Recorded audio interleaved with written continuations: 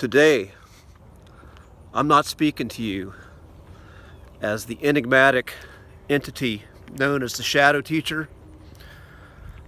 I'm speaking to you as Jason Abraham, just a man doing his goddamn best to navigate his way down this long and winding road of life through the illusion of time. And I was speaking to a friend, to a client yesterday about this election, someone who voted completely opposite of what I did.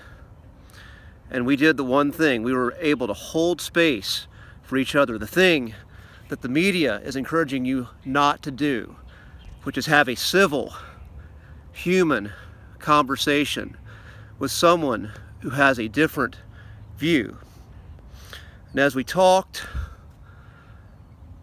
in the spirit of love, in the spirit of acceptance, we realized we, civilians, we basically want the same things. We just have different opinions of how that's going to come about.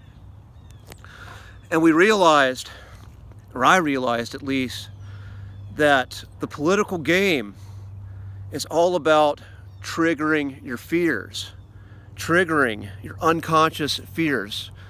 What you fear most, you're voting against.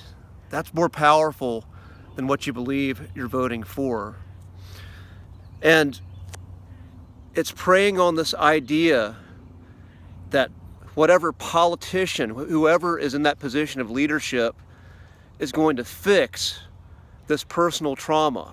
You're projecting your personal traumas and your personal hopes onto this celebrity, this person who you don't even know.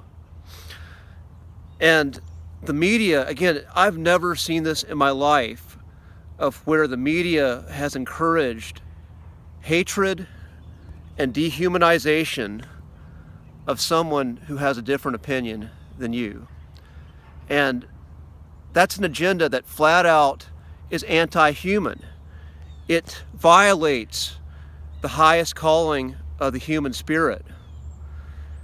And this is really, when I talk about the reptilian agenda, this is it.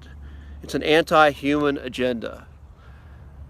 And it's just been played out in a way that you can't ignore in the media if you really pay attention. I looked at both sides, and when you watch the news, if you watch the mainstream media, you're going to hear one story. You watch Fox News, you're going to get a completely different story. And I just came up with the conclusion that you just can't fucking trust any of it. You can't trust something that is clearly put in place to manipulate your perception of reality.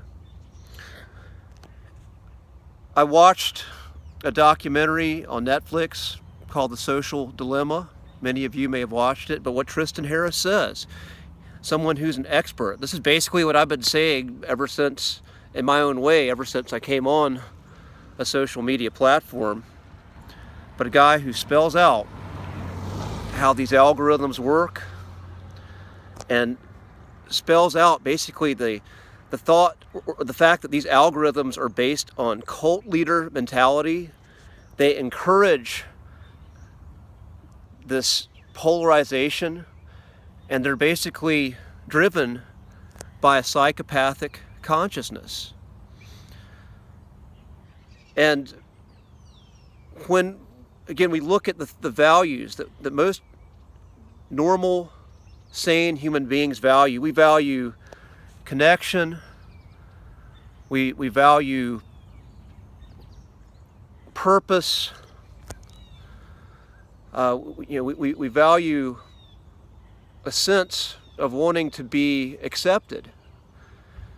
And all of the media outlets are playing those needs against us right now. Even though I talk mostly in terms of mysticism, I'm actually a believer in science. Real science. Science in that it is the pursuit of truth and understanding. But this year, we have science being used as a buzzword. We have science being used to polarize people and dehumanize people. So, what I'm inviting here is to understand what it's like to be human. Let me say one more thing. In regards to science, what I do for work, I'm a trainer, I'm a holistic life coach, I'm a sovereignty coach.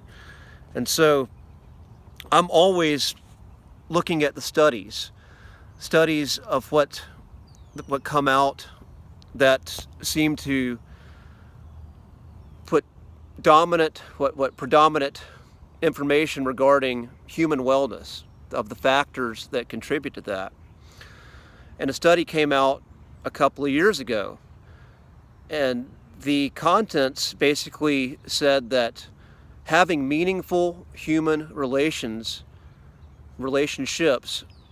impacts one's health every bit as much as diet, sleep, and exercise. It's every bit as important. And I'm sure most of you are familiar with a study done on infants. Study of infants who had human touch and those who didn't. And those who didn't died. So this human need for connection, real, true connection and intimacy, it's been hijacked. It's been weaponized in 2020. I'm just saying this to remind you. I'm not calling anyone to action. But for humanity, if we want to live and honor the human spirit and honor our highest calling, that's up to us. It's not up to politicians. It's not up to anybody who claims they have all the answers for you. The Great Awakening happens in here. It's from within. It's not from without. The Matrix feeds off of polarization, dehumanization, and we keep it alive. We're encouraged to keep it alive the way it is. But we can create the Matrix. We choose how to create the Matrix. So this is, if I ever make a call to action, I usually don't, but this is it. Connect with the humanizing spirit. Recognize when a psychopathic entity is trying to manipulate you, because they're out there.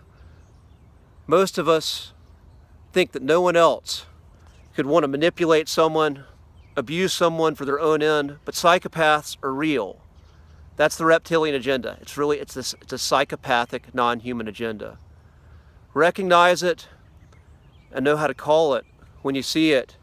And no matter what happens, no matter who is in a political office, be true to your human spirit. Love and tolerate people the best you can who are different than you. Allow them a space on this earth. I've been feisty this year, but my true sign, my true nature, I'm a Libra. I'm a peacemaker. I'll fight when somebody corners me, but my true nature is to bring peace. And right now, I'm honoring that. I'll go back to talking about the New World Order and reptilians soon, don't worry. But today, I want to talk to you in the spirit of peace and love. And I hope we, as humans, as civilians, that we take that leadership, we take that spirit in ourselves and claim our power back. We stop giving it away. So Jason Abraham, a flawed man doing his best, wishes you peace, and I'll see you on the other side.